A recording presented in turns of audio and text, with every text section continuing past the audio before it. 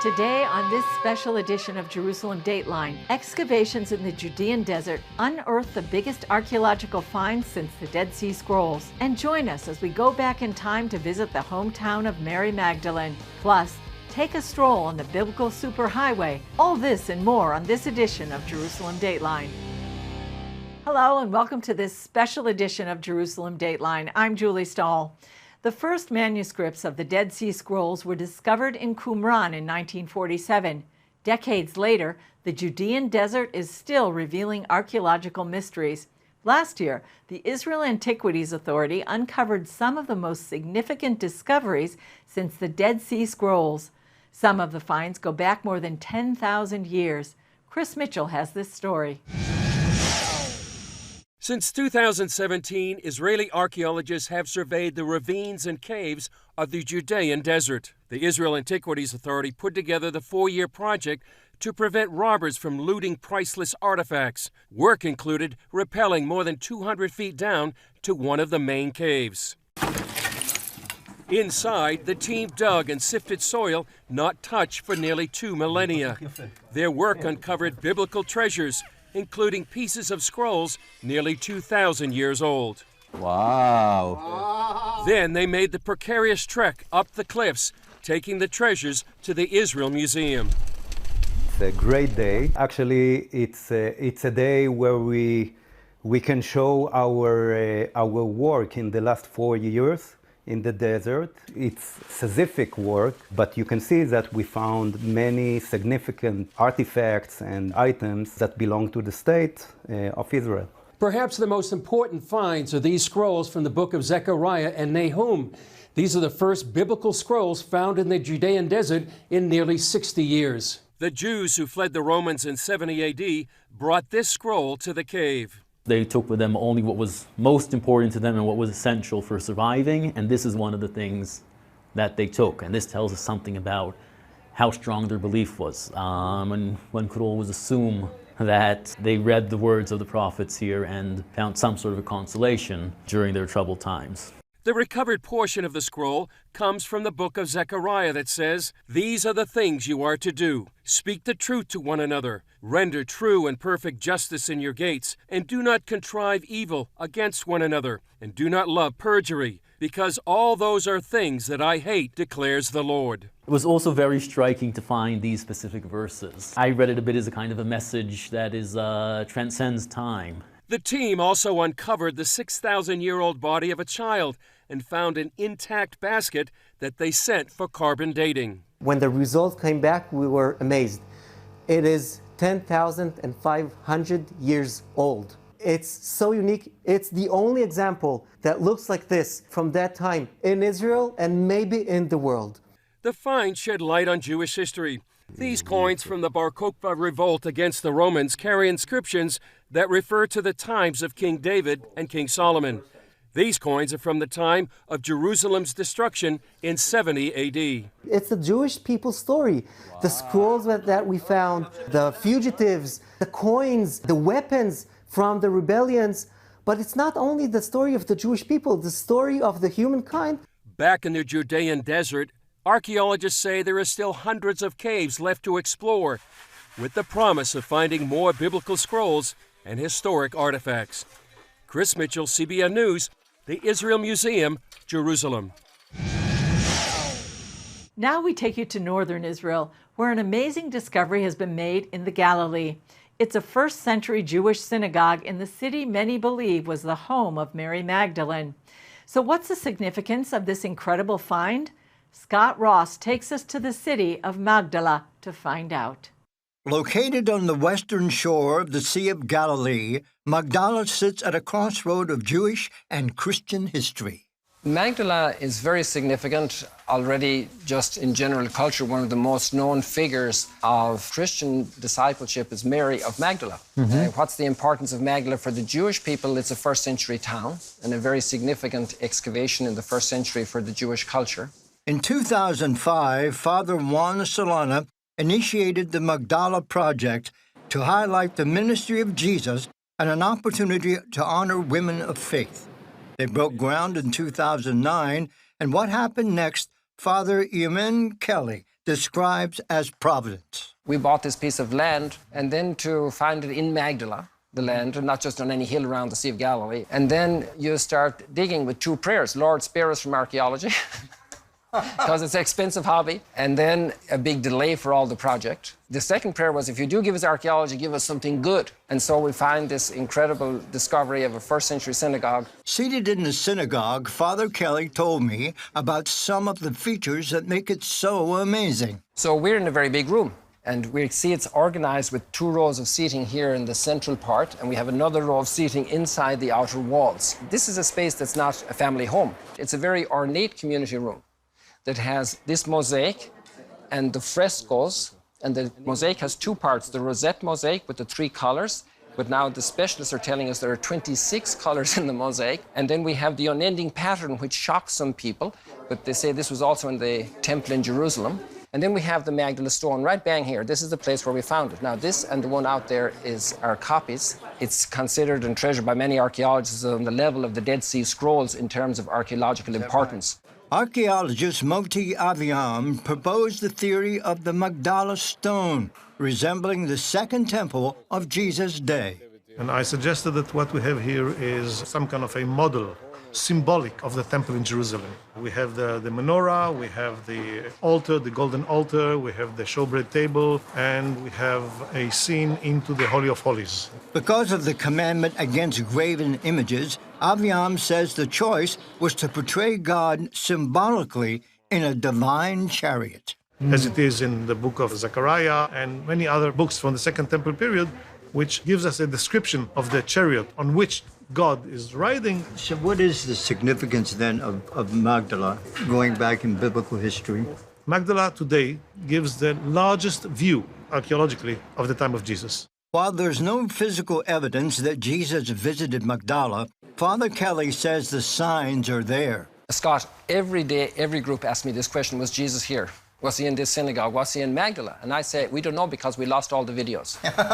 Jesus was surely present in Galilee, and this is on the path from Nazareth to Capernaum. There's a port here, and he's always crossing the lake. This is a Mecca for the Galilean fishermen.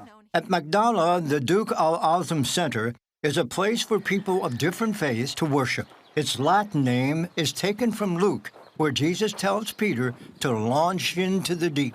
The atrium is designed to honor the Jewish women who followed Jesus in the New Testament. 4 smaller chapels include mosaics illustrating biblical events. And in the boat chapel, a unique boat-shaped altar overlooks the Sea of Galilee. When the gospel is proclaimed up there at the microphone, it looks like Jesus is preaching again to us from the boat. Imagine you're having liturgy here, prayer, and the boats are going by. It allows people to get into the moment of the gospel happenings. And downstairs is the Encounter Chapel, where Father Kelly says he believes God is healing divisions between Christians and the Jewish community. This is part of the road of the first century port. So you know the names of any first century fishermen? So who walked on this street? Yes. Now, if Jesus came to Magdala, I say he was more often on this street than he was in the synagogue, in our synagogue. Magdala is staffed in part by international volunteers. I never been in Holy Land before, so it was taking a huge risk. It was very surprising to see what we think about Israel, the Holy Land, and coming here and seeing the reality. And that guest house for pilgrims? It opened just recently. What's the vision for the future now? We had to make quite a few adjustments because of the archaeological discoveries, which enriched the site immensely, enriched it with meaning. And then by finding a synagogue, a huge increase of the Jewish-Christian dialogue, and also the Christian-to-Christian encounter, because here we have a place where we were not divided. Scott Ross for CBN at Magdala in the Galilee, Israel. Coming up, an ancient road buried for thousands of years is unearthed. Now, for a limited time, you can get 5 of CBN's critically acclaimed documentaries. Experience the rebirth of the modern state of Israel. The historic bonds between the Jewish people and the land of Israel cannot be broken. Relive the battle for Jerusalem in the Six-Day War. Jerusalem is yours, forever. Discover how Israeli volunteers are changing the world. When people need us, we volunteer and we come and help. Explore the world of Israeli technological innovation. We're people of dreams. God gives us dreams. And that's really the roots, I think, of much of our innovation. And understand the biggest land dispute in history. Many Palestinian Arabs claim that the Jews stole Arab land. But is that the real story? This exclusive Israel DVD collection can be yours for a gift of $29.99 or more. Call now or go online to get your Israel DVD bundle, which includes streaming access. Download the CBN News app, 24/7 news from a Christian perspective at home or on the road. One place for all of your news. Breaking news alerts. Set daily prayer goals and pray for news stories. Read the most important news and watch CBN News Channel live. CBN News, because truth matters. Go to cbnnewsapp.com to get the app today. Now is the time for Christians to oppose the anti-Israel boycott, divestment, and sanctions movement. In CBN's free guide, Stop the Boycott of Israel, you'll learn about this malicious economic warfare against the Jewish nation. And you'll find out how you can stand beside Israel, the birthplace of our Bible, faith, and Jewish Savior. Get your free copy today.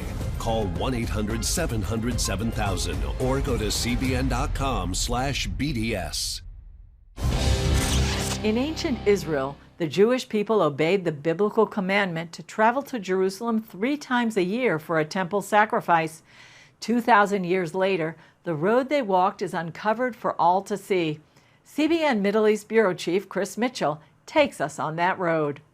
They call it the biblical superhighway, the pilgrim's path that led to the Jewish temple in ancient times. The places and events and the peoples that make Jerusalem, Jerusalem. For Christians, for Jews, it all happened here in the city of David. This is where the beating heart of Jerusalem is. We're talking about the Pool of Siloam. We're talking about Mount Moriah, the Temple Mount. We're talking about the city of David. The pilgrimage road links them all together. For Jews in ancient days, their pilgrimage began here at the Pool of Siloam. It's a mikveh or ritual bath. It's the size of 2 Olympic swimming pools. They would purify themselves here before going up to the Temple Mount to worship God. The historian Josephus says that 2,000 years ago, on the pilgrimage festivals, there would have been more than 2 million people going up on pilgrimage. That's a lot of people who need to bathe. The pool is also where Jesus healed the blind man, as recounted in the book of John. Its location was hidden by a road until 15 years ago, when a sewage leak led to excavations, the discovery of the pool, and much more. The archaeologists, when they find the Pool of Siloam, so they understand if that's the pool, and they know where the temple stood on the Temple Mount some 2,000 years ago. The same Temple Mount as today. Zev Orenstein with the City of David Foundation says archaeologists wondered how the pilgrims traveled from the pool to the Temple Mount. So the archaeologists widened the excavation, and we are standing on the very answer to that question. We are standing atop the ancient pilgrimage road. These are the stones that Jesus would have walked on his way up to the temple. And now the significance of the excavation of the pilgrimage road is that for the first time in 2,000 years, visitors will be able to walk all the way from the Pool of Siloam up to the Western Wall. The word in the Bible, the Hebrew words, is aliyah l'regel, or ole regel. Now what we understand that to mean is it's a spiritual ascent. You're going up to the temple, going to Jerusalem. It's a very holy place. But Chris, when you're in the place where the Bible happened, the words of the Bible come to life. Because as we're walking right now, and I'm sure you could feel it, we're walking uphill. And it was more than that. This would have been like Times Square. You would have had on both sides of the road, and keep in mind, the road is about 3, 4, 5 times wider than what we see over here. You would have had shops, stalls along both sides of the road. This is the center of Jerusalem from a spiritual perspective, from a communal perspective, also from a commerce perspective. According to the Israel Antiquities Authority, the road took 10 years to build, from 20 to 30 AD, and was constructed by Pontius Pilate. One of the major issues of Jerusalem is that it's a living city. All the layers, all the archaeological layers are built on top of one another, and the modern living quarters and everything is built on top of the archaeological layers. Excavation manager Ari Levy says uncovering the road is a major engineering feat. We have modern neighborhood just above our heads, and we don't want it to collapse. After each meter that we take out, each meter of soil, we enter an arch-like construction like this. This supports the entire weight of what we have above us. Along the route, you can see many places where the road remains intact and others where it's destroyed, given its violent history. We know that the Romans, they destroyed Jerusalem. And if you would find everything perfectly intact, well, it wouldn't seem like much of a destruction. Among the discovered treasures are small coins minted during the Great Jewish Revolt, before the Romans destroyed the Temple and Jerusalem in 70 AD. Scholars often wonder why the Jews made worthless coins instead of weapons. Orenstein has the answer. Jews of Jerusalem understood that the Romans were likely going to destroy the city, but they also believed that one day in the future, their descendants would return and find these coins, and they would know what their ancestors lived and died for a free Jerusalem. And here we are nearly 2,000 years later, standing along the very same pilgrimage road here in the city of David, in Jerusalem, the capital of the Jewish state of Israel. Half of the pilgrimage road will open soon to the public, and within a few years, all the way from the Pool of Siloam to the Western Wall. That will give visitors a first-hand experience of what it was like to worship God in the time of Jesus. Chris Mitchell, CBN News, along the pilgrimage road in the city of David, Jerusalem. Up next, a little girl makes a big archaeological discovery in the city of Jerusalem. Names from the Old Testament are being unearthed all over the city of Jerusalem. This was amazing. Come as close as you can get to personalities that are known from the Bible. Astonishing discoveries made today. A jaw-dropping moment of Bible archaeology. This is much more than a thrill. This is actual history that took place here on the site where we sit right now. Confirm the kings and prophets of the Bible left real evidence of their lives. Right time, the right place, with the right people. And one of the most significant finds in recent history. Exactly as the Bible tells us happened in the days of King Hezekiah. Written in stone, kings and prophets. We have the Bible and we have archaeologists. Hearing our story, it's matching. The Old Testament is a reliable history book. Get your copy today for a gift of any dollar amount. Call now or go to cbn.com/written in stone.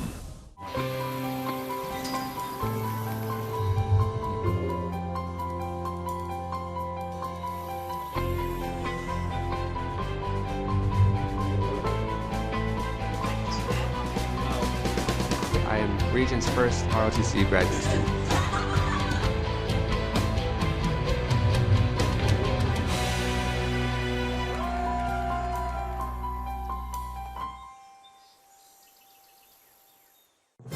Get Superbook's Heroes of the Bible bonus. 3 stories of people who fought giants, faced rulers, and stood strong for their faith, and overcame. Join the CBN Animation Club and get Gizmo Go, Quantum Karaoke, plus 2 copies to share with others, all for your gift of only $25. And as part of our Heroes of the Bible bonus, receive 3 additional Superbook episodes as our way of saying thanks. An 11-year-old girl uncovered a significant archaeological find during a family outing in Jerusalem. The discovery sheds new light on what life was like in the Holy City 2,000 years ago. Chris Mitchell reports. In the Emek Zurim Park, visitors can sift through debris from the ongoing excavation in the city of David. That's where Liel Krudakop found a rare silver coin from the time of the Second Temple. It feels something not normal. And go to their archaeologist, was there, and he cleaned it a little bit, and then he told me, and for my family, that's a silver coin. At first, Liel's father thought they should throw it away. Actually, it didn't look like a coin, so I was thinking to myself, this is some kind of stone, and actually I told to the girls put it in the garbage can.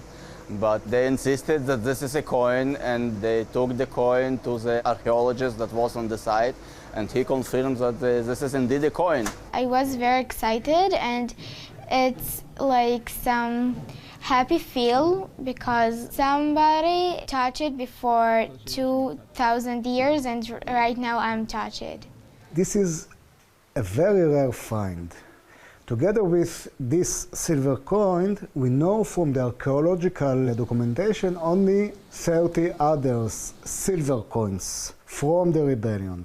The coin has 2 Hebrew inscriptions. We can see here the words in ancient Hebrew, Shekel Israel, and a second line with 2 Hebrew letters, Shin Bet, which means the second year of the rebellion against the Romans, 67-8 AD. On the other side of the coin, we have another inscription in ancient Hebrew, which says, LeYerushalayim HaKdosha, to Holy Jerusalem.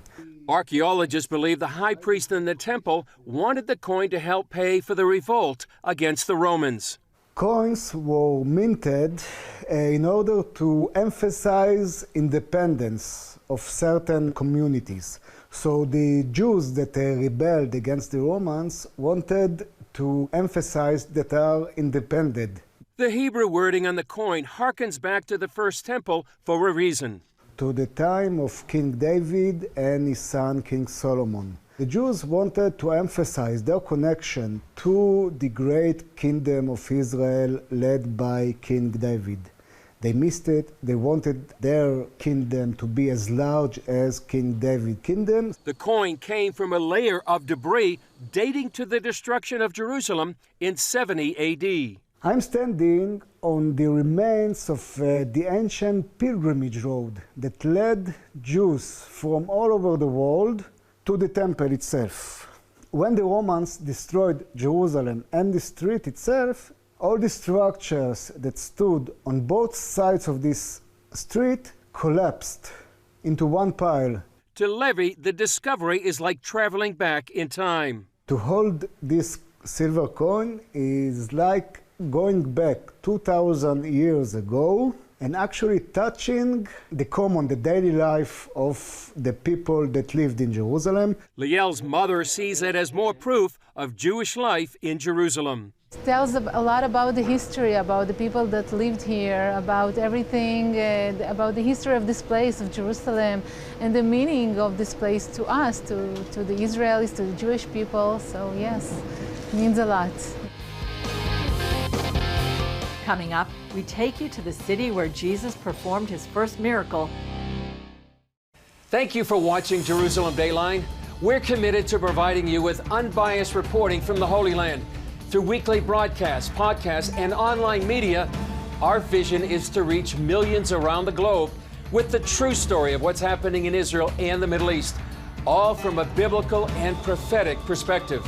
This is a big vision and is only made possible by the generous support of people like you. Call us toll-free at 1-800-700-7000 or go to cbn.com/Jerusalem Dateline and make a donation that will help spread the light of truth about Israel throughout the world. Orphans Promise is committed to loving and serving at-risk children, to helping keep families together, and to creating opportunities for strong and sustainable communities around the world. We're working in over 60 countries around the world, and with your help, we can do even more. There's an old African proverb I love that says, if you want to run fast, run alone. But if you want to run far, run together. At Orphans Promise, we want to run far so we can touch the lives of as many orphaned and vulnerable children as possible. But we don't want to go alone. We're out to change the world, one child, one family, one community at a time. Will you join us?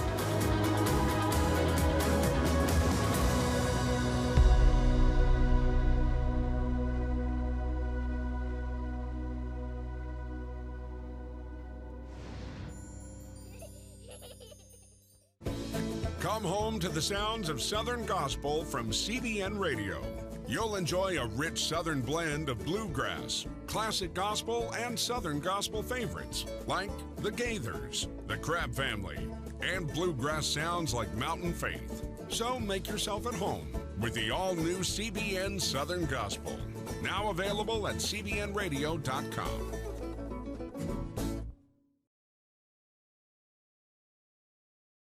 Introducing a brand new way to start your morning.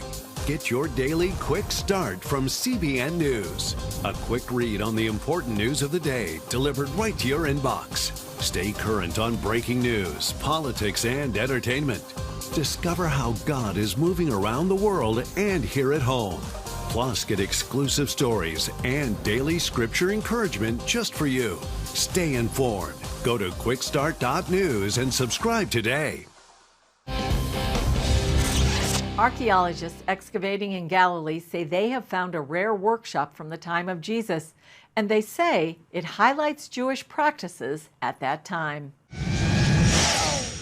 Building in Israel often turns up ancient surprises, like this 2,000-year-old workshop during the construction of a new sports center in the area of biblical Cana in the Galilee. What we have here is a cave, an artificially hewn cave, which was hewn out by ancient quarriers 2,000 years ago. So this was both a quarry and a workshop for the production of stone vessels.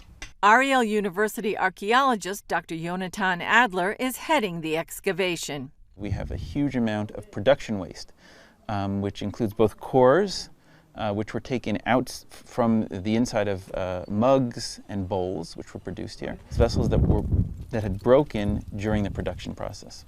Archaeologists uncovered literally thousands of these cores at the site, and what the craftsmen threw away as production waste 2,000 years ago has become a treasure today. This is an exciting find, and here for the first time we have production sites in Galilee, which we're able to excavate, and to learn more about the observance of ritual purity 2,000 years ago. The New Testament specifically mentions stone vessels and purification laws when Jesus turns the water into wine at the wedding in Cana. Now there were set there 6 water pots of stone, according to the manner of purification of the Jews. Stone is a material that doesn't become impure, as opposed to pottery vessels. If they came in contact with something impure or a corpse or something like that, then the pottery vessel would become impure and it would have to be broken. It couldn't be reused. Israel Antiquities Authority archaeologist Yardena Alexander said stone is considered pure all the time. If the population was concerned with keeping the purity laws, then they would make sure that they'd have some of these chalk vessels in the houses. Archaeologists haven't found any large stone vessels like the water jugs at Cana at the site yet, but they hope to be allowed to continue to excavate for more ancient treasures despite the building of the new sports center. That's all for this edition of Jerusalem Dateline. Thanks for joining us. Remember, you can follow us on Facebook, Twitter, Instagram, and YouTube, and you can also access CBN content through our CBN News and other CBN apps. And don't forget to sign up for our email blasts so you can continue to receive all of our exciting CBN content. And remember, the God who's watching over Israel, and you and me, neither slumbers nor sleeps. I'm Julie Stahl. We'll see you next time on Jerusalem Dateline.